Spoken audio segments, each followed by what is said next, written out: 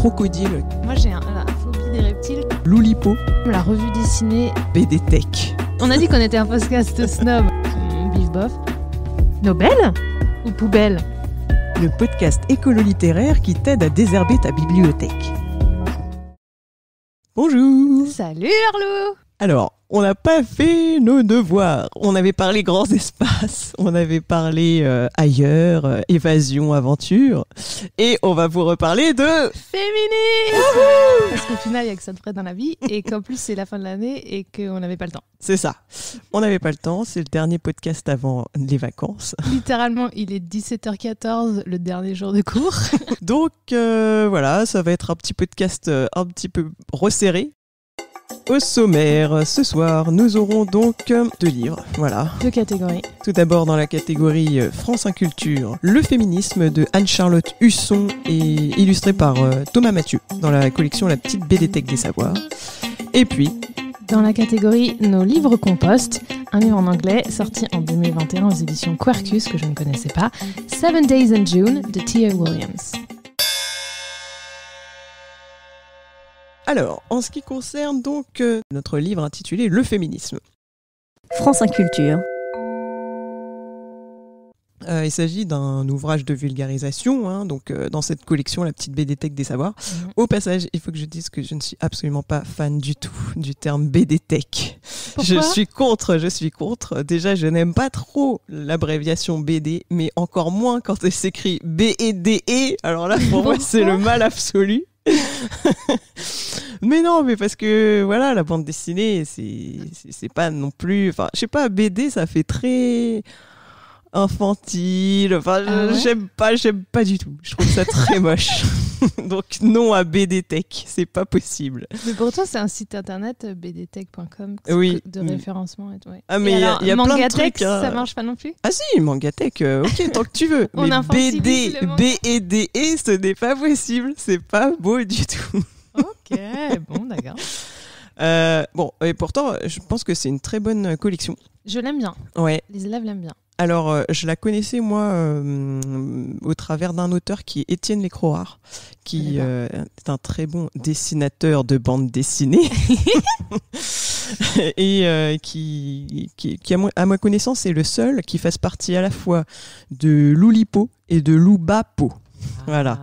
T'es un peu obsédé par ça. Oui. Ah non, mais ça fait partie de mes lubies dans la vie. Et donc, Étienne Lécroard, lui, il a dessiné un ouvrage sur le hasard qui me fait très envie, que je n'ai encore jamais lu, tout simplement parce que pour moi, le hasard, c'est une notion scientifique et donc je ne vais rien y comprendre. Voilà, c'est un peu mon complexe, mais je pense que... scientifique. Okay. Ouais, non, parce que, bon, justement, c'est abordé d'un point de vue très, très scientifique, mathématique et tout. Ouais. C'est le hasard, les probabilités, etc. Ouais. C'est donc, hyper intéressant, ça. Ah, c'est très intéressant, mais pour moi, dans mon esprit, ça fait « Ouh, attention !» Mais ça, c'est l'ancienne élève. T'as fait une filière littéraire au lycée ? Ah bah oui, j'étais très, très nulle en maths. Ah ouais, moi, j'adorais les probas. Et les stats en ES. C'était trop bon ça. Du coup, on se servait de la super calculatrice qui servait qu'à ça d'ailleurs. Jamais sinon en ES, on avait droit de taper sur les touches un peu bizarres. Il va donc falloir que tu achètes le hasard illustré par Lécroard à la petite BD Tech des Savoirs. On a celui sur l'intelligence artificielle. Ouais. Et je dois avouer qu'il y a quelques lycéens qui consultent. Mais sinon, c'est quand même... je pense que c'est un peu comme la revue dessinée. C'est quand même assez difficile d'approche, dans le sens où c'est de la BD documentaire. Donc, de base, c'est pas hyper sexy pour des collégiens. Pas du tout. Des lycéens, bif bof. Et il y a pas mal de pages. En fait, la mise en page... Et c'est pas comme des cartes mentales, mais c'est assez découpé comme serait par exemple un magazine scientifique avec des encarts, des paragraphes, etc. C'est pas une lecture linéaire et ça, je pense, ça freine pas mal d'élèves. Je sais que ce livre, en l'occurrence, a été lu une fois. Voilà, ouais, c'est ce que tu m'avais dit. Je me souviens, il a eu son bac l'année dernière. Il avait un garçon, soulignons-le. Ouais, non, c'est pas... Est-ce que tu as testé Topo pour les plus jeunes ? On l'a, Topo. Hein. Voilà, d'accord. Alors, ça marchait pas du tout au début. Ça marchait pas du tout. C'est censé être pour des 12-20 ans, mais c'est clairement plus pour des, je pense, 14... lycéens. C'est pas... En fait, le fait que ça change d'illustrateur à chaque article, c'est pas facile. Le fait que tu aies des articles vraiment format bande dessinée, plusieurs planches, où là ça raconte un reportage, ça c'est assez accessible. Mais je pense à, par exemple, il y a une catégorie, une rubrique qui s'appelle On peut plus rien dire, ou une fake news, une fausse fake news, ou je sais pas quoi, où là c'est plus... je sais pas comment expliquer, mais ouais, plus comme une carte mentale avec comment résumer un truc sur une double page. Et c'est hyper dur à lire pour des petits. Ouais. Et en fait, du coup, au début, ça marchait pas du tout. Mais je vois que là, ça commence. Notamment, il y en a une en 4e qui le lit religieusement. Mais j'ai aussi l'impression que c'est une forme qui commence à se répandre de plus en plus, parce que finalement, c'est assez récent, cette forme-là. C'est-à-dire, on pense à la bande dessinée de Emma sur la charge mentale, par exemple. Enfin, on n'avait pas tellement ce genre de choses il y a quelques années. Enfin, il y avait de la bande dessinée documentaire, mais alors vraiment... Pas trop, hein. Je parle par exemple de support de communication pour des villes ou des choses comme ça. Enfin, vraiment le truc pas sexy du tout, hein, ça, ou des modes d'emploi, des machins comme ça, mais qui s'adresse à un public jeune. Bande dessinée documentaire, j'ai l'impression que c'est quand même très récent. Honnêtement, ça marche pas trop. Je vois par exemple Economics, Quantix, Philosophix, ou je sais pas, tous ces trucs-là, c'est pas trop consulté, à part pour des lycéens qui ont une demande, une recherche spécifique. Économique, ça marche. En ES, ils commencent à se dire « Ah tiens, en fait, ça a l'air pas mal. Karl Marx, j'ai déjà entendu parler. Je regarde vite fait. » Mais nous, on a une étagère là avec la BD documentaire. Clairement, ça se trouve Cahuzac, elle n'a jamais été lue. C'est pas moi qui l'ai acheté. C'était pour un club de SES. Ça a été lu sur commande du prof. Mais non, ça n'attire pas du tout les élèves. Ils restent très classiques dans leur goût franco-belge. Ouais. Et après, c'est vrai que personnellement, j'ai aussi un petit problème avec ce genre de BD, quoi, la BD documentaire. Il y a des moments où j'ai l'impression vraiment que la bande dessinée elle est utilisée parce que on considère que, encore une fois, c'est plus facile, alors que pas du tout. Pour moi, lire de la bande dessinée, c'est pas du tout plus facile que lire un roman ou un essai. C'est juste une lecture différente. Et d'ailleurs, là, cet ouvrage sur le féminisme, c'en est un bon exemple, je trouve, parce que c'est quand même très touffu. Pour moi, c'est même parfois à mi-chemin entre essai et bande dessinée, parce que y a énormément de textes. Fais voir, parce que je l'ai lu, j'avais lu une partie il y a pas longtemps. Ouais, c'est pas linéaire, c'est pas facile. Ouais. Voilà. Il n'y a pas de gaufrier classique. Enfin voilà, il y a des moments, c'est plutôt essai illustré que bande dessinée. Et d'autre part, le dessin lui-même, il a un statut un peu complexe parce qu'il peut être utilisé comme illustration. Et puis, il peut être utilisé comme utilisation de symboles, quoi, presque mathématique. Et puis, comme métaphore. Donc, il a un statut tout à fait, polymorphe, si on veut employer un mot compliqué. Tu veux dire qu'il a plusieurs formes ? Exact. Mais ça faisait mieux. Mais on a dit qu'on était un podcast snob, on peut se lâcher. Hein. C'est ça, c'est le mot d'ordre du jour. Voilà. Donc c'est pas évident. Là, il y a des partis pris intéressants quand même dans cette bande dessinée, je trouve, dans ce livre hybride. Le fait notamment d'être structuré par des slogans féministes. Ah ouais, je m'en souviens pas de ça. Ouais. En fait, comme le quoi, sous-titre de cet ouvrage est le féminisme en 7 slogans et citations. D'accord. Et en effet, ça commence avec Olympe de Gouges, la femme a le droit de monter sur l'échafaud, elle doit avoir également celui de monter à la tribune. Voilà. Donc là, on va... Wow, la punchline. Olympe. Et on va se focaliser donc sur les aspects un peu judiciaires. Ça va donner lieu aussi après au slogan « Le privé et politique » avec le procès de Bobigny, etc. Donc c'est intéressant comme manière de faire. Moi, je me pose une petite question. Enfin, c'est simplement que avec certains slogans, on a des sous-titres. Par exemple, attention, ce chapitre évoque un viol, ou attention, ce chapitre évoque des violences racistes.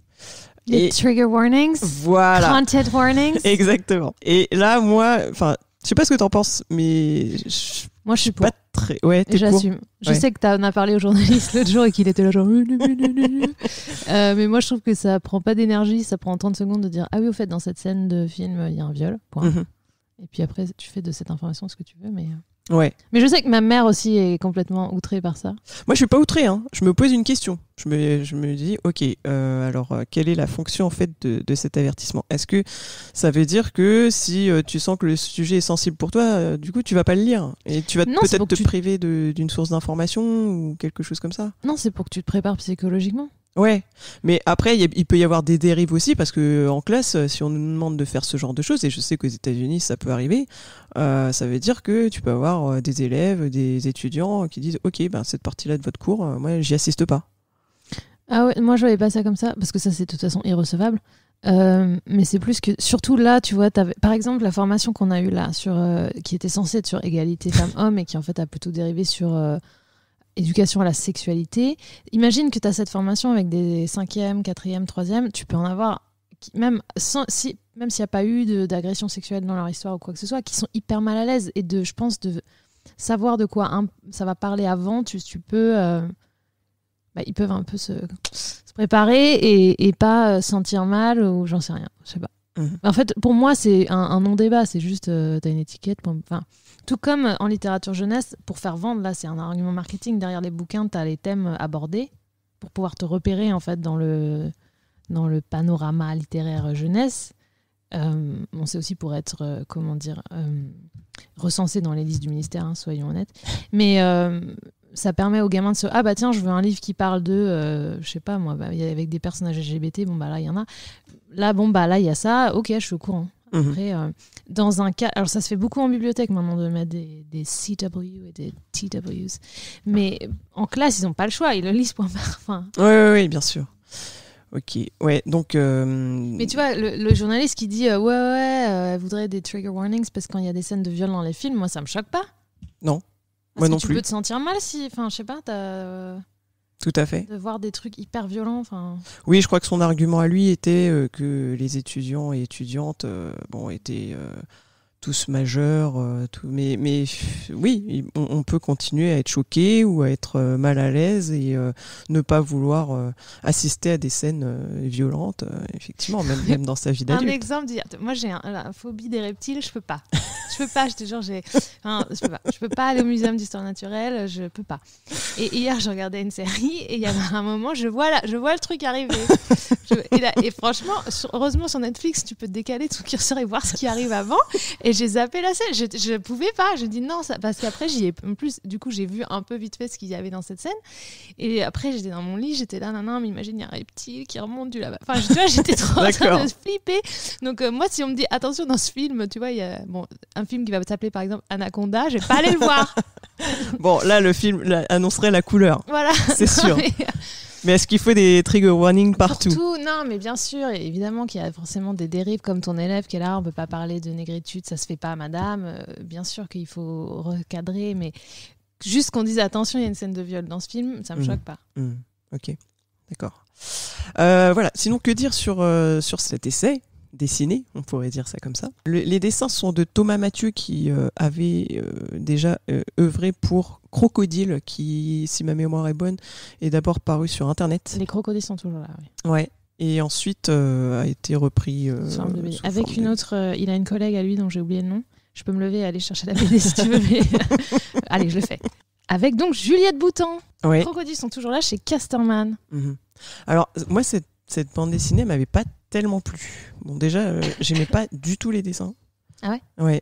Je sais pas, ni les dessins, ni le vert, en fait, pour caractériser les agresseurs.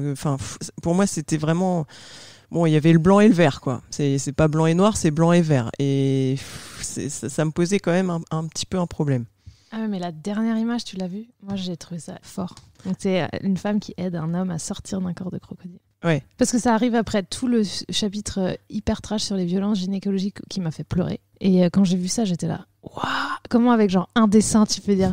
Voilà. Et j'ai trouvé ça très beau. Non, mais il y a des bonnes trouvailles par ailleurs. Hein. Justement, si je me souviens bien, parce que ça fait un petit moment que j'ai lu quand même, il y a aussi des effets de couleur sur, on devient un crocodile progressivement, oui. Et puis on peut changer sortir de cette carapace de crocodile ou de cette enveloppe de crocodile. Mais il y avait quand même quelque chose d'un petit peu, un peu Enfin, je trouvais que l'analogie fonctionnait pas à plein et qu'elle simplifiait un petit peu trop les choses, à mon goût. Moi, ça m'a plus... j'ai peiné à certains endroits parce qu'ils se ressemblent tous, les crocodiles, et du coup, quand il y a plusieurs hommes dans une histoire... Ouais. Sinon, moi, ça m'a pas posé de problème, j'ai trouvé... D'accord. Ça m'a pas choqué, quoi. En tous les cas, ici, les dessins sont assez différents. Ils sont très ronds.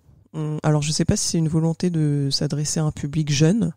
Je sais pas non plus si ça plairait particulièrement à un public jeune. Enfin, manifestement, il n'a pas été beaucoup emprunté, le livre. Ce que j'aime bien, et que j'aime bien en général dans les bandes dessinées, c'est que le dessinateur va vraiment utiliser différents types de dessins. Donc à la fois des dessins plutôt réalistes, voilà, il y a un portrait de Simone de Beauvoir où on la reconnaît très bien, voilà. Et puis il y a des dessins où on est beaucoup plus dans la caricature, voire le dessin pour enfants, et donc ça je trouve ça assez intéressant. Enfin bon, mon modèle absolu qui est Daniel Close, il fait ça très très bien. Là évidemment c'est pas aussi bien fait parce que personne ne peut l'égaler. mais c'est intéressant. Et c'est vrai que l'utilisation de l'image, je trouve, pour le féminisme, c'est quand même aussi... ça s'y prête tout à fait parce que on parle aussi de l'image des femmes, d'une manière générale, de la représentation des femmes, des stéréotypes. Donc la caricature, ça peut être intéressant pour ça. Donc oui, le sujet s'y prête parfaitement, à mon sens. Mais ça aurait peut-être pu être plus simple d'approche, c'est ça que tu dis pour la lecture. Ça me fait penser en fait à une BD qui est plutôt marketée pour le collège, qui s'appelle La Ligue des super féministes, dessinée par Myriam Mal. Et c'est vrai qu'en fait ça plaît pas du tout aux collégiens parce que c'est trop... Déjà c'est de la BD documentaire qui illustre des définitions type intersectionnalité. Ouais. Au collège, c'est costaud pour d'aborder ce thème-là. Celle-ci aussi, on parle de l'intersectionnalité. Ouais, le gros mot du moment. Les gens n'ont rien compris, visiblement. Il ferait bien d'aller lire Myriam Mal. Et en fait, c'est trop... je pense que... je vois bien au collège, ils veulent de la fiction, en fait. Ah oui. Ils sont hyper intéressés par ces questions-là, mais ils veulent pas de la BD documentaire. Pardon, de la bande dessinée documentaire. Non, mais BD, ça va. Du moment que tu l'écris pas B-E-D-E, là, c'est pas bien, par contre. C'est noté. Petite goutte de sueur sur mon front. Mais moi, je les comprends, les ados, parce que j'aurais lu ça à leur âge, j'aurais détesté. Et en plus, je trouve vraiment qu'il y a une certaine hypocrisie dans certains cas où on va utiliser la bande dessinée en se disant ça va simplifier le propos. Mais non, pas du tout. Alors moi j'ai cette réaction-là, mais pour les biopics. Ah bah, les bio-BD. Ou les adaptations de romans, le pire. Oui, on en avait déjà parlé. Non. Bah, cette année, on a bien vu avec l'adaptation de Jean Giono par Jacques Ferrandez. Qui avait déjà commis L'étranger. Non, mais des élèves. Franchement, il y en a 4 qui ont voté pour. J'étais ultra surprise. Non, moi, c'est les biopics. C'est un ennui total en BD. Mais c'est marrant parce qu'il y a eu un moment de ma vie où j'étais là, je connais pas l'histoire du féministe. Et jamais je me serais tournée vers. Bon, ça n'existait pas, la petite BD-tech des savoirs, mais je voulais clairement, j'ai pris A Very Short Introduction. Un peu genre pour les nuls. Et ça faisait 120 pages et c'était en chapitre. Limite, il y avait des listes, des photos. Et en fait, ça a un truc super codifié qui aidait à la lecture documentaire. Et pour moi, c'est beaucoup plus simple que ça. Ouais. Bon, alors pour en venir au contenu quand même, je pense que si on est à l'aise avec cette forme-là, et si on l'accepte, si on l'aime bien, c'est quand même une bonne source d'information. On a les éléments principaux, enfin les grandes dates, les grands personnages, les grandes notions. Et c'est expliqué de manière très claire pour peu que on soit à l'aise avec cette manière de présenter les choses et qu'on soit à l'aise avec la lecture d'images, voilà, ce genre de choses. Oui, c'est vrai qu'on part du principe que c'est fait pour des jeunes, mais en fait pas. C'est pas forcément ce qu'ils avaient à l'esprit en publiant ça. Oui, d'ailleurs, je crois que vraiment pour la 4e de couverture, d'ailleurs, il n'est pas mentionné que ce soit pour les jeunes ou quoi que ce soit. L'autrice Anne-Charlotte Husson, c'est une docteure doctorante en sciences du langage, blogueuse passionnée par la large diffusion des connaissances universitaires, mais c'est quand même quelqu'un qui a des connaissances très très pointues, qui manifestement est universitaire. Et non, il n'y a rien qui est dit que ce soit à destination d'un public jeune. Bon, la seule chose dans le sous-titre là, de cette collection, c'est que on nous dit un spécialiste et un dessinateur s'unissent pour vous faire comprendre le monde en bande dessinée. Bon voilà, et là c'est là que moi ça me gêne, parce que c'est pas parce qu'il y a un dessinateur que ça va être plus simple, parfois ça va être plus compliqué.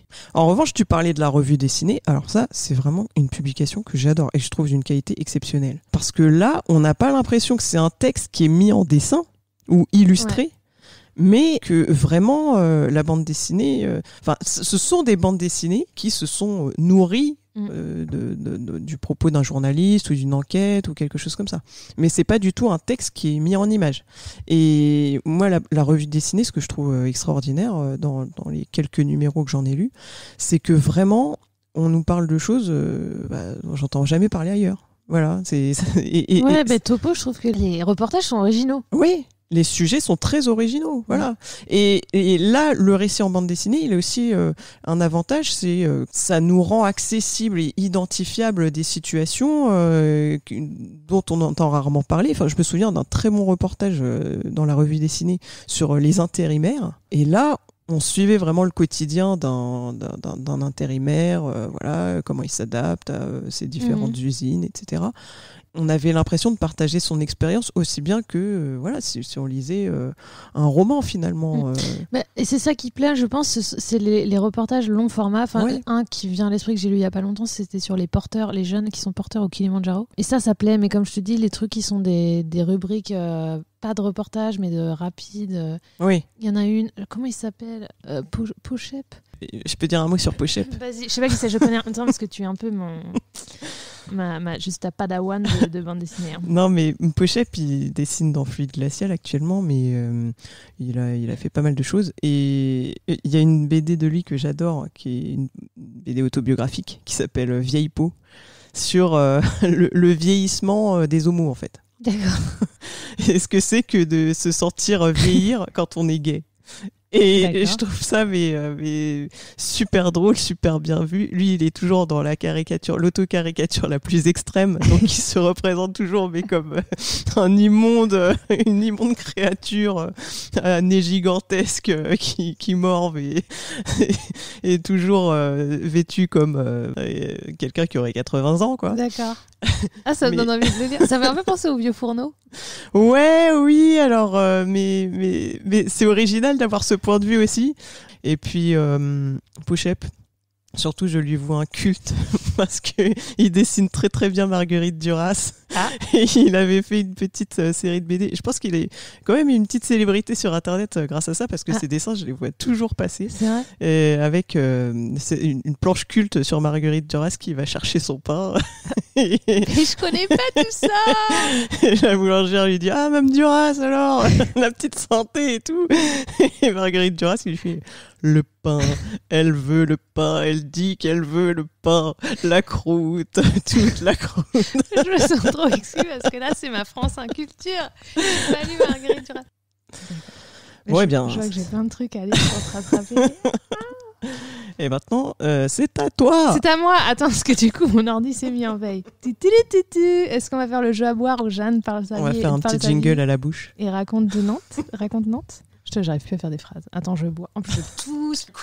J'ai froid. Aujourd'hui, c'est pas... Est-ce que Attends, j'allais chercher mon pull.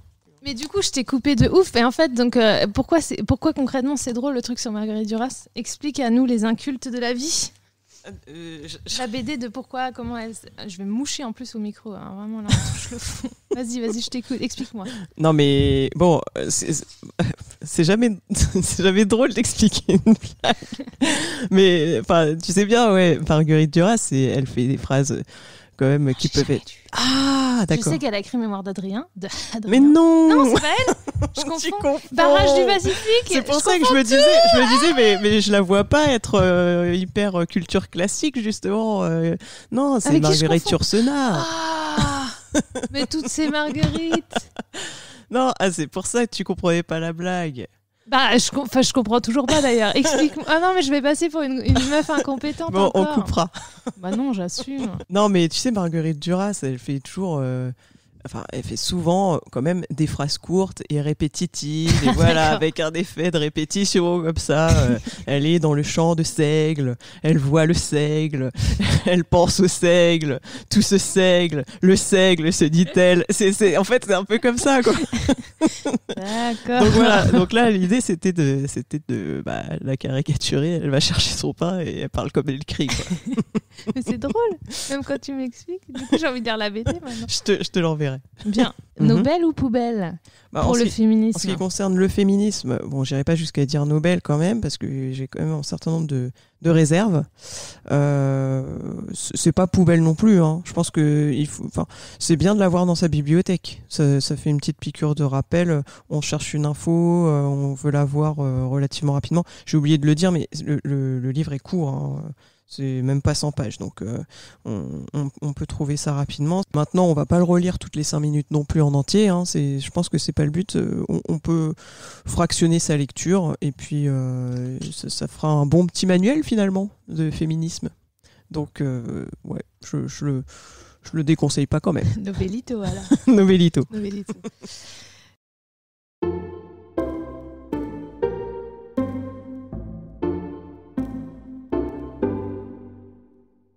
Changeons de sujet complètement. J'ai décidé de parler d'un livre sur lequel je suis tombée complètement par hasard. Jingle. 7 Days in June de Tia Williams. Mais qui est Tia Williams? Je ne savais pas non plus. C'est à la base une blogueuse mode. Elle est journaliste mode pour des magazines type Vogue et tout. On va revenir au fait de définir ce qu'est la romance. Et en fait, je me suis rendu compte que je n'avais pas la même définition que tout le monde. Et donc, c'est probablement moi qui avais tort. Donc, je vais revoir mes définitions. Attends, tu veux me demander ce qu'est pour moi la romance? Ouais, c'est un nom, ça, en pédagogie. Faisons émerger les représentations des participants. En même temps, je m'auto-pose cette question et je suis bien incapable de répondre. Non, je sais pas, pour moi la romance... parce qu'attends, il y a New Romance, Provocative Romance... Ouais. Bon, après, en plus, en français et en anglais, je suis sûre que c'est pas la même chose. Parce que, genre, les romances sans parole, romances... non, on n'y est pas du tout, là. Non, c'est pas ça. Mais ça veut dire que c'est un peu livre d'amour, du genre... on va y romance. Ouais, mais il y a un peu de ça. Mais on va... Ouais, mais non, en fait. Okay. On va y revenir. Donc, comment en suis-je arrivée là? Un jour, je suis partie en enquête undercover, incognito. Ouais. Les club de lecture de célébrités américaines. Oui, alors que je cherchais un raccourci que jamais je ne trouvais. Mais attends. Il faut que je t'interrompe. Je n'ai jamais entendu parler de ça. C'est quoi un club de lecture d'une célébrité? Ça veut dire que sur Internet, les célébrités mettent leur pile à lire. Reprenons au début. Oui. Mais si tu n'es pas au fait de ce qui se passe sur Instagram. Mais heureusement qu'on se parle parce que là, alors, en fait, ça avait commencé. Emma Watson, c'est une actrice... elle est plus une ado maintenant. Il y a un chewing-gum sous ma chaise. Oh non. Les joies du direct. Les joies de travailler avec des adolescents. Merci. Donc Emma Watson, c'est une actrice qui a été plus ou moins ambassadrice pour l'ONU ou l'UNESCO, je sais plus, pour une campagne. Elle avait fait un discours à l'ONU où elle lançait une campagne qui s'appelle He for She. L'idée que les nanas, elles peuvent pas faire le combat toutes seules. Il faut que les gars à un moment se réveillent. Donc voilà, de ça a émergé, tout le monde est parlons, on a commencé une discussion et on va pas s'arrêter maintenant. Et donc elle avait lancé sur l'équivalent américain de Babelio un club de lecture qui s'appelle Notre étagère partagée, qui était pas vraiment modéré par d'autres personnes, mais elle commentait vraiment.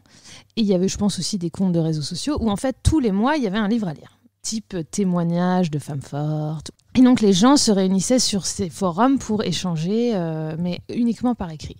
Et il y avait des très bonnes idées de lecture avec des livres assez abordables, notamment Butterfly, qu'on a ici, sur l'histoire de la jeune nageuse syrienne qui a fui la guerre et qui a intégré l'équipe olympique. Voilà, et donc je cherchais ça, et là je tombe sur des articles de blog à la con, genre « Le nouveau truc à faire pour une célébrité pour exister maintenant, c'est d'avoir son book club ».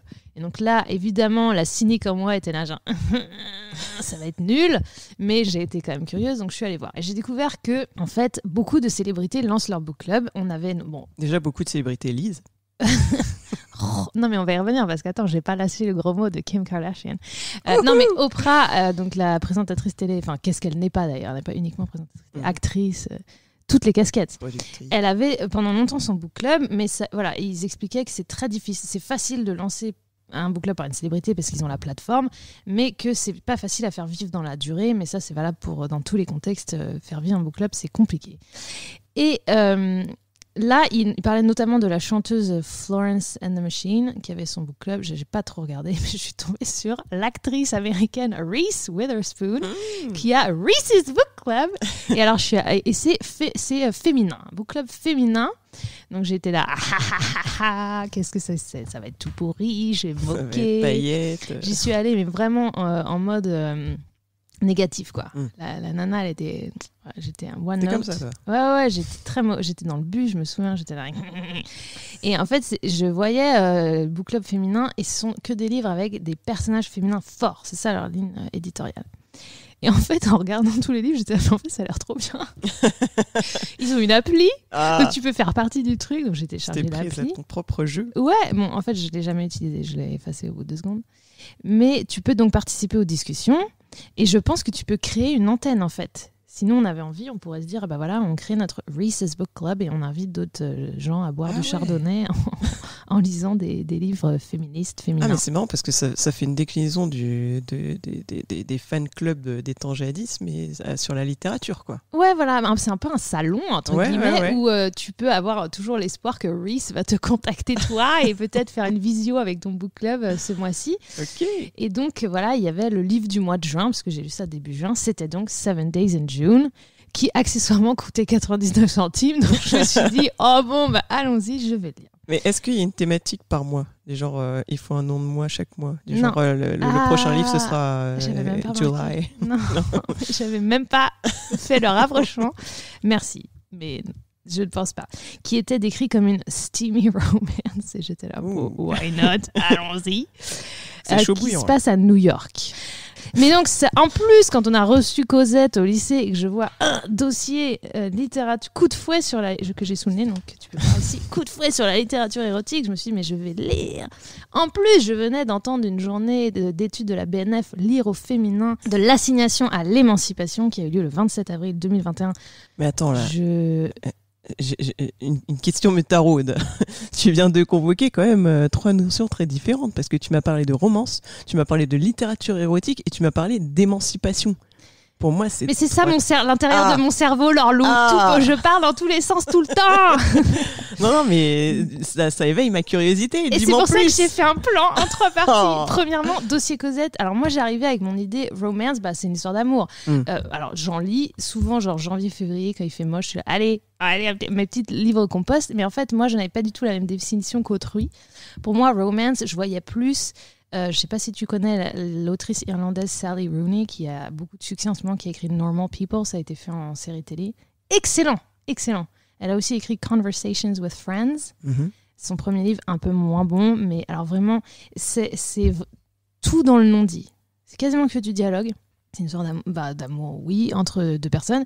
Et c'est que des moments manqués, des non-dits, des problèmes. Et du coup, il faut tout est dans l'implicite. Je vois. Il y a autant à lire qu'à comprendre entre les lignes et je trouve ça hyper bien fait.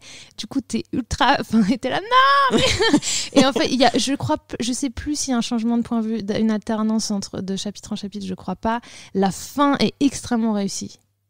Mais c'est publié en littérature générale contemporaine. Ouais. Un autre exemple, j'adore l'auteur Andrea Siman, je sais pas si tu connais. Non plus. Il a écrit Call Me By Your Name, qui est...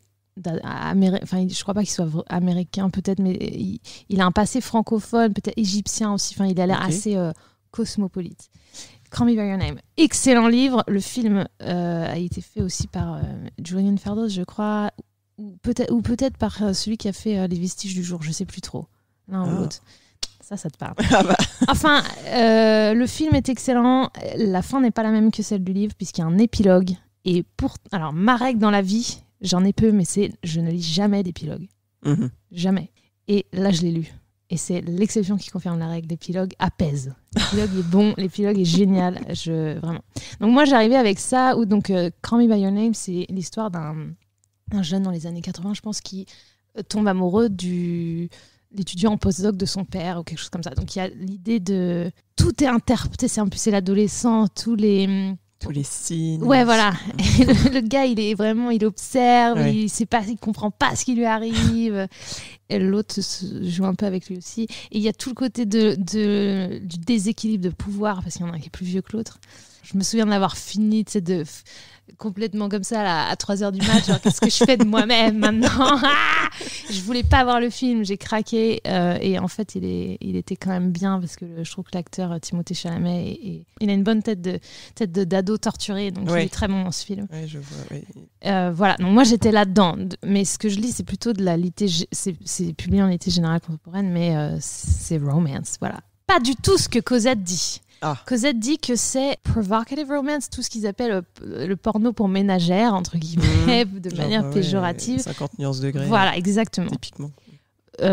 Donc, ils parlent. Donc là, ils font tout. Il y a plusieurs articles, etc. Enfin, je ne vais pas présenter tout le dossier, mais ils parlent du nouveau phénomène qui est plus si nouveau que ça, qui est en recul apparemment depuis quelques années, depuis que l'autrice de 50 Shades of Grey n'a pas publié. Mais republie, là, je l'ai vu à Intermarché tout à l'heure d'ailleurs. Il a dû sortir il y a quelques jours. Un marché qui pèse quand même 32,7 millions d'euros par an. Ah, quand même. Et avant, parce que là, ils font un top 10 des livres à lire de littérature, tu vois, de romance, et ils mettent Marquis de Sade. Tu vois, on n'est pas sur la même longueur d'onde entre Cosette et moi. Hein. Ah, mais pas du tout. Ils mettent Histoire d'eau, ils mettent Vénus et Anaïs Nin. Tu vois, et donc ça, ils mettent dans la catégorie provocative romance. Ils mettent des classiques, lecture préliminaire, blablabla, 10 incontournables. Ouais. Tropique du cancer, alors ça j'ai pas lu, mais je connais le nom. La philosophie du boudoir, enfin tu vois, on parle pas visiblement pas trop de la même chose. Est-ce que ce serait pas un titre un peu racoleur pour justement parler de bouquins qui traitent de sexe en général? Ouais, à mon avis, il mélange un peu la tradition plus. Oui, là, il y a clairement des livres qui ont été publiés il y a longtemps, avec le phénomène récent de ce qu'on appelle provocative romance, ou plus vulgairement mommy porn. Voilà. Mais en tout cas, ils disent qu'avant, c'était quasi écrit exclusivement par des hommes et la tendance s'est totalement inversée. Mais que ce n'est pas un champ qui a été pour l'instant exploré par les féministes qui se cantonnent plutôt aux essais, mais n'ont pas vraiment investi la fiction. Mais ça pose plein de questions, parce que même on peut se demander si des hommes lisent ce genre de livre. Ah, mais j'ai les chiffres, ma chère. Donc, en gros, ce qui ressort de ces études, c'est que ça peine à sortir des clichés. On reste dans mâle alpha et femme soumise, avec des schémas narratifs stéréotypés. Tout ça pour dire que les chiffres, oui, mais quels chiffres ? Magnifique transition vers ma deuxième partie, j'ai l'impression d'être à l'oral du bac de français. Dans cette superbe journée d'études de la BNF, Lire au féminin, de l'assignation à l'émancipation, il y avait plusieurs catégories, et il y avait vers la fin lectrice de science-fiction, lectrice de manga, lectrice de romance, avec différentes études sociologiques.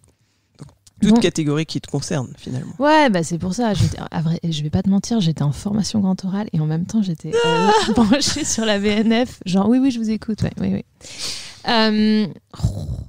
Tout comme j'ai tapé ces notes d'ailleurs aujourd'hui pendant la formation. Magali Biget et Séverine Olivier ont publié une étude qui s'appelle « La fabrique des sentiments du paysage littéraire sentimental à son lectorat ». Il y a plein d'études qui ont été faites là-dessus visiblement, et elles se sont plus ou moins par le passé, ce que j'ai cherché ce matin aussi, penchées sur justement le cas 50 Shades of Grey. Elles ont trouvé qu'en 2013, dans la catégorie romance, donc tout ce qui va être livre d'amour, mais je pense que ça inclut Harlequin, ça va vraiment de trucs ultra avec les couvertures de t'oserais pas être vu avec, tu vois. Barbara Cartland. Alors ça je connais pas, mais trucs qui se vendent en supermarché, jusqu'aux nouveaux trucs un peu sexy qui se vendent comme du petit pain et lecture assumée. Mais moi je connais ça plutôt côté littérature ado, ça s'appelle New Adult, mais il y a plein de noms en fait. Mais tout ça pour dire qu'en 2013, attendez, combien de pourcentage du lectorat était masculin ? Je dirais 20%. C'est moins. 2%. C'est plus. 10%? Ouais, 10 à 15%. D'accord, mais il y a quand même, oui. Et donc, ils ont étudié le lectorat de 50 Shades of Grey, et ils ont trouvé que c'était en majorité des femmes de 30 à 54 ans.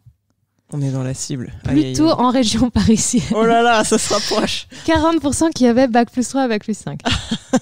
Et les motivations étaient 1, la curiosité, 2, les phases identificatoires, ça je ne sais pas trop ce que ça veut dire. Et surtout 3, entre 30 et... Oui, enfin, pourquoi pas. L'effet personnage. Alors moi je ne savais pas non plus ce que c'était, je suis allée googler, j'ai trouvé plein de choses là-dessus en narratologie. Mais bon, j'ai pris des notes, je vais peut-être pas non plus m'étendre. C'est théorie de la réception, quoi. C'est l'idée que toi, en tant que lecteur, tu vas remplir les blancs et on n'est plus dans l'idée que le personnage est un être de papier. Il y a une implication sur le plan à la fois intellectuel et affectif pour combler les blancs selon son expérience. Oui. La minute Gérard Genette. Bref. Non mais il est traumatisé. Je me souviens, mon prof de fac, il était là. Alors, il n'est pas empruntable à la BU, figure-toi, mais bon, ça fait, je sais pas, 250 pages, ça fait 4 samedis matin. Et on le regarde, monsieur Robin, on va pas venir 4 samedis matin, figure-toi, à la BU. Bref. Donc, après cette introduction qui a duré toutes nos vacances d'été, 7 Days in June, une romance steamy. Comment on peut traduire steamy avec la vapeur, tellement c'est hot, quoi. Oui, moi je disais chaud bouillant. Chaud bouillant. 2 écorchés se retrouvent à l'âge adulte. Et là, j'étais là, on va bien rigoler. Je suis partie en mode, je vais me moquer et tout. Et en fait, j'ai fait ascenseur émotionnel. Au début, j'étais, mais en fait, c'est trop bien. C'est pas du tout comme tu vois, tu vois la couverture, ça fait pas du tout cliché, hein, ça fait un peu design léché et tout. Ouais. Et on dirait un peu un collage même, c'est joli. Et après, j'étais là, ah ouais, en fait, bof. Pour donner le style, c'est très américain contemporain, on a des phrases très courtes, très cash, beaucoup de gros mots, un peu ce que les ados me disent bien aimer, madame, c'est sans concession, coup de poing. Le premier chapitre, c'est in medias res, tu vois. C'est une nana qui, je sais plus ce qui lui arrive. Franchement, je sais plus, mais une situation à la con, hyper humiliante, et c'est écrit de manière assez vulgaire. Ouais. Donc, quand j'ai lu ça, j'étais là. Mais bon, t'es happé. Hein, mais il y a quelques tournures que j'ai trouvées très belles, où quand ils se revoient pour la première fois. Attention, passage snob là. Passage snob en anglais. Non, mais ça fait littéralement 6 mots, donc tu vas survivre. Non, mais moi j'aime bien. Page 89. Où en gros elle est tellement gênée qu'elle parle. Et lui, il a un petit sourire en coin et il dit, parce qu'il n'en pense pas moins, il dit « Her words were a verbal blush ». Oh, c'est mignon. J'ai trouvé ça trop un rougissement verbal. J'ai trouvé ça mignon parce que je trouve on visualise bien ce qui se passe. Ouais. Voilà. Et il y a tout un truc aussi. Alors ça, je vais pas lire toute la citation, mais j'ai trouvé que cette phrase était très poétique. Où en gros, il passe un après-midi où ça y est, enfin, ils se retrouvent et c'est trop cool. Il fait beau, il mange une glace dans le parc à New York et tout. Et en fait, lui, il est tellement content qu'il est déjà nostalgique de ce moment alors que ça a à peine commencé. Ouais. Et je trouvais ça, voilà, je trouvais ça sympa comme idée. Il y a beaucoup d'autodérision. Ça, c'est rigolo parce que ça casse l'idée. Elle est femme, mère célibataire. Et ça casse l'idée de la femme parfaite, la mère parfaite qu'on a sur les réseaux sociaux. Et elle est là, moi, je galère. En plus, elle a un handicap physique, enfin une maladie. Et donc, c'est un peu l'idée. Je trouve que c'est un peu à la mode, ça, en ce moment. Je ne sais pas si tu vois en littérature presque de mettre hyper en avant ses défauts. D'accord, ouais. D'être là, non mais en fait personne n'est normal, tout le monde a plein de problèmes, et ça je trouve que c'est un peu à la mode. En même temps c'est réconfortant. Oui. Et donc je dirais en gros, pourquoi ça m'a intéressée au début ? Parce que les 2 personnages sont écrivains, et les 2 personnages sont afro-américains. Et donc on a 2 thèmes, on a un peu les 2 côtés contrastants de qu'est-ce que c'est la vie d'écrivain, comment vit-on de sa plume concrètement ? Ça implique quoi ? Et deuxièmement, l'art et les artistes afro-américains. Et toutes les questions qui se posent, notamment de est-ce que tu dois être commercial pour vendre ? Bah ouais, mais du coup, l'adaptation de ton film, les personnages vont peut-être devenir blancs. Parce que sinon, ça va être que si t'as que des personnages noirs, ça va être labellisé entre guillemets film afro-américain et tu vas pas avoir d'entrée au cinéma. Donc il y a plein de questions comme ça intéressantes. Et là, au début, j'étais là. À un moment, il y a un débat d'écrivains, une soirée type panel. Et ça envoie un peu, tu vois. Il y a ils ont tous des points de vue différents. Et je dis, tiens, il y a matière à réflexion sur plein de trucs. Et puis après, la romance arrive et là, donc finalement, ce qui était quand même le cœur du projet au départ, c'était neuneux, c'était franchement, j'étais hyper déçue là-dessus. Ici, c'était une écrivaine brillante qui avait voulu investir cette forme ou ce genre à la mode et qui se casse les dents parce que finalement son propos est plus riche que le cadre. finalement, qu'elle investit. Mais en fait, c'est hyper stéréotypé. Parce que moi, je dis pas que j'en lis ultra régulièrement et tout, mais j'en ai quand même assez lu pour voir les ficelles et les recettes, etc. Et toute l'écriture. Et à un moment, ils vont parce que c'est un truc gentrifié. D'ailleurs, il est sur Airbnb, entre guillemets Airbnbs, la maison de James Baldwin. Il y a tout un truc autour de la maison de James Baldwin. Et il trouve une espèce de café où tu peux faire la sieste. Oui. Évidemment, arrive ce qui devait arriver. Et c'est ultra cliché, ne serait-ce de la manière de tout décrire, de étape 1, étape 2. Et franchement, j'étais là. Oh. Surtout que c'est dommage parce qu'au départ l'idée elle est rigolote, enfin le Airbnb de James Baldwin, pourquoi pas. Et du coup là, parce qu'elle est trop la maison de James Baldwin. Et là, non mais calme-toi, c'est pas ses meubles, c'est pas, enfin, bref. Et on a donc, c'est ça que j'aimais bien, on a un écrivain. Alors elle a plus ou moins eu un succès accidentel. Elle a écrit une série avec des vampires, des sorcières et tout. Elle est commerciale, entre guillemets. Du coup, elle a une communauté dont elle a un peu honte. Des fans qui viennent déguiser. Elle est obligée de jouer le jeu. Enfin, quand il y a cette convention chelou, tout le monde va avoir des chapeaux pointus. Elle a un merchandising. Elle est obligée d'être ultra présente sur Instagram et de faire comme si elle avait une vie parfaite. C'est le magnifique des temps modernes, quoi. Et lui, c'est le type qui a écrit genre 4 livres. Tous les, je sais pas combien d'années, qui gagne le Pulitzer, le National Book Award, le machin, tous les prix. Il fait aucune promo parce qu'en fait, ce que les gens ne savent pas, c'est qu'il est alcoolique. Et du coup, tout le monde est là, quel homme mystérieux, etc. Un artiste torturé. En fait, c'est juste qu'il est au fond du trou. Et du coup, c'est un peu les deux types de littérature qui s'affrontent. Sauf que lui, au début du livre, il a décidé d'arrêter de boire. Et elle a décidé d'arrêter la littérature de genre. C'est un peu ça. Et sauf que lui, elle est bloquée. Elle veut écrire le grand roman du 21e siècle, mais elle n'arrive pas. Et lui, il n'arrive plus à écrire sans l'emprise de l'alcool. Donc ils sont à un tournant de leur carrière, en fait, quand ils se retrouvent. Et ça, j'ai trouvé ça très intéressant. C'est ça qui m'a le plus plu. Et après, il y a le côté culture afro-américaine, c'est hyper engagé. Il y a des passages sur le système scolaire, les discriminations dans le système scolaire afro-américain où le financement est local pour l'enseignement secondaire. Ça fait mal. Ouais. Donc, ce qu'on appelle le school to prison pipeline, en gros l'autoroute qui, du fait des discriminations, envoie les élèves défavorisés d'abord en trucs juvéniles et en fait, tu vois, 3 strikes, en gros, 3 retards, où ils disent qu'il y a ils ont un portique à l'entrée, donc ils arrivent en retard. Tout est plus ou moins pas fait exprès pour qu'ils soient en échec, mais quasiment, quoi. Ouais, c'est un rouage, c'est un enchaînement de rouages, quoi. Voilà. Et il y a un truc qui m'a fait penser à Virginia Woolf. Alors, Panel, lui, il a fait carrière, en fait, sur un personnage qui est, en fait, elle. Elle l'écrit dans ses livres. Ils se font des déclarations d'amour par livre interposé, c'est quand même beau. Ouais. Et en fait, elle lui rentre dans l'art parce qu'elle est là, mais t'es un homme, qu'est-ce que t'as à faire à décrire déjà mon problème de santé mentale, parce que tu sais pas ce que c'est, et en plus, comment tu peux écrire un personnage féminin. Et il a de bons arguments, elle a de bons arguments, et tu vois, est-ce qu'un homme peut écrire un personnage féminin de manière convaincante ? Mais ça, c'est des questionnements hyper littéraires. Moi, c'est ce que je trouve intéressant dans ce que tu dis. C'est j'avoue, hein, moi, tu me dis romance, machin. Tout de suite, j'ai une image un peu Barbara Cartland. Voilà Je sais pas ce que c'est ça. Non, mais les harlequins, si tu préfères. D'accord. Quoi. Et je pensais pas qu'il pouvait y avoir ce genre de problématique vraiment littéraire aussi. Et sociétal. Ouais, et j'aime bien le côté qui se passe à New York l'été. Il y a un côté, parce que j'ai il y a pas mal de films indés américains où il se passe pas grand chose, mais c'est juste des personnages qui vadrouillent dans la ville. Ça, j'aime bien. Oui, mais en fait, si on enlève la façon dont est racontée l'histoire d'amour, c'est plus de la romance. En fait, si on enlève la romance, c'est un bon livre.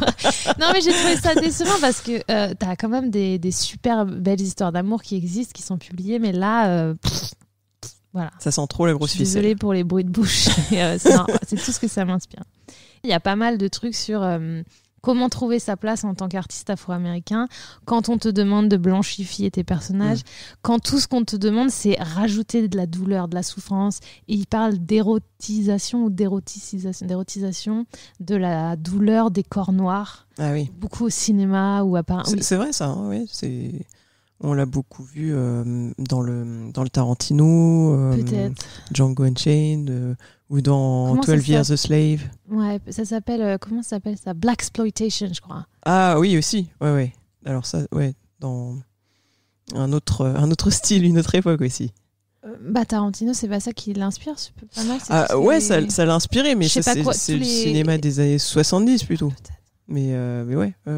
Mais ça m'a fait penser à un film qui est sur Netflix, justement, le focus sur la douleur, et qui s'appelle The 40-Year-Old Version, où c'est une prof de théâtre qui a 40 ans et qui veut devenir rappeuse. Et elle a une chanson qui s'appelle Poverty Porn, où c'est tout ce qu'on lui demande de faire. Et elle a ah ouais, tu veux du poverty porn. En norvégien, on appelle ça pornographie sociale. C'est quand t'adores voir des pauvres et des trucs à la télé, ou la télé-réalité, où t'es là. Misérabilisme. Exactement. Et du coup, elle t'en veux qui prennent du crack dans des halls où il n'y a pas de lumière, et de la prostitution infantile. Et là, je vais t'écrire ce que tu veux, toi, homme blanc, pour vendre. Voilà. Et j'ai une question. Est-ce que l'autrice est afro-américaine? Oui. D'accord. Je crois. Ouais, je crois. Ouais. Je suis sûre à 99%. Ok. Nobel ou poubelle? Pour 7 Days in June, les 30-40 premières pages seraient Nobelito. Et le reste, Poubelito.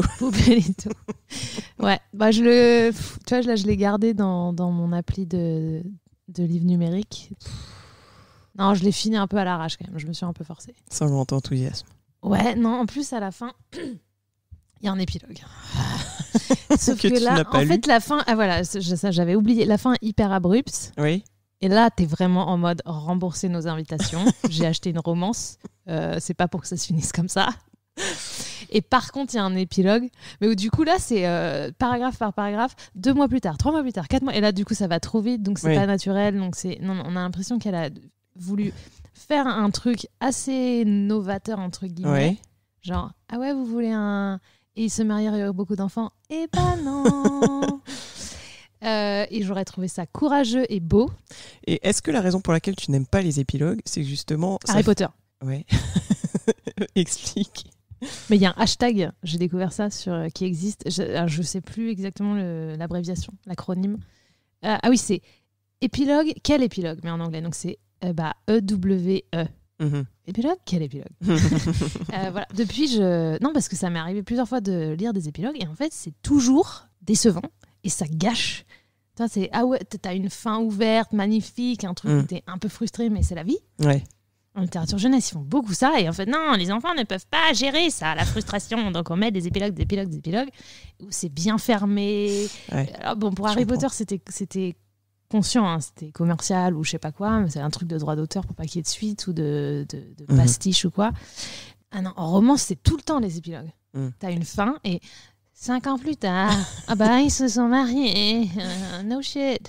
Et puis là, dans le cas que tu sembles décrire, on dirait que ça fait un peu le brouillon de ce que j'aurais fait si j'avais eu plus de temps, presque. Non, ça fait plus ce que j'aurais fait si j'avais pas eu une éditrice qui m'a forcé à mettre un épilogue, parce qu'on vend ça comme de la romance, et que ça va être dans des clubs de lecture de femmes, et que apparemment on peut pas gérer la frustration non plus, quoi. Et on veut que on est comme les enfants. C'est cool. Non, mais on veut que des happy endings, tout le monde va bien, voilà. Et ben non, des fois ta vraie belle histoire d'amour, elle se finit mal. En général. Comme dans le livre de Julian Barnes, The Only Story, sur qu'est-ce que c'est une histoire qui te marque dans ta vie. Ok, alors je le note. Ça a été traduit. Cécile, notre collègue d'anglais qui a pris sa retraite l'année dernière, elle a lu, était chamboulée. Spécial dédicace. Et ça, tu vois, c'est pas du tout marketé comme de la romance, parce que clairement, Julian Barnes, non, il est... jamais l'étiquette romance ne le toucherait à 10 km, parce que ce serait trop la honte. C'est un vrai écrivain que j'adore, vraiment. Grande fan. Mais ce livre-là, The Only Story, c'est une très très belle histoire d'autodestruction, de destruction mutuelle. Un peu en mode Harold et Maude, lui il est très jeune, elle a Je me demande si c'est pas la mère de son pote, je sais plus. Enfin, bref. Non mais quand même, si on conclut, la romance, c'est une étiquette purement commerciale alors. En fait, plus je lis, moins je sais, tu vois. C'est ça mon problème. C'est l'inverse de l'effet, comment ça s'appelle, Dunning-Kruger. Ouais, disons, moi, je choisis d'avoir une définition personnelle. Bref. Très bien. Eh bien, merci pour ces considérations. Ça a duré 1 heure. Et c'était donc le dernier podcast de l'année scolaire. Nous nous retrouverons à la rentrée. À la rentrée, peut-être une nouvelle formule plus concise et resserrée autour de quelques ouvrages. On voit qu'on est les pros de la concision quand même. On dit ça, on le fera jamais. Mais en tout cas, nous avons un petit programme de lecture pour l'été, notamment une thématique autour de la Scandinavie. On avait parlé de grands espaces. Bon, on va pas perdre de vue le féminisme parce que c'est très important, on aime bien ça, mais... Mona Chollet, déjà toi tu dois lire Mona Chollet pour le travail. Oui. Donc comme moi je l'ai aussi, on va lire Mona Chollet. On va lire Mona Chollet, mais on va aussi voyager, partir à l'aventure. À travers les mots. Oui. Qu'est-ce que t'as des idées de ce que t'as envie de lire cet été ou oui, tu me prends un peu au dépourvu parce que j'ai oublié le titre et l'auteur, mais notamment de ce roman qui, je crois, se passe en Islande. Je crois. On dirait les élèves. Je crois qu'il est rouge. Et puis surtout, il y aura notre événement littéraire de l'été, la sortie de Clara and the Sun de notre ami Kazuo Ishiguro. Donc ça c'est obligatoire. Ah oui, on peut pas en faire l'économie. Je vais l'acheter jeudi. Très bien. La traduction française paraît en août. Je vais essayer de me la procurer, sinon je la lirai. Enfin, je lirai l'ouvrage en anglais, bien sûr. Non, mais je t'attends, il n'y a pas de souci. Non, mais Scandinave, on peut faire Nouvelle à la poubelle. Ah excellent. Ouais, non, mais j'ai plein de livres en norvégien qui prennent la poussière depuis que je suis revenue 2012. Les temps de désherber, ou pas. Ah non, je désherbe pas. De toute façon, personne n'en voudra, que ce soit en don ou en achat. Ok, eh bien merci Jeanne, bel été à vous tous qui nous écoutez peut-être, et à la prochaine. Vous deux qui nous écoutez. Coucou maman.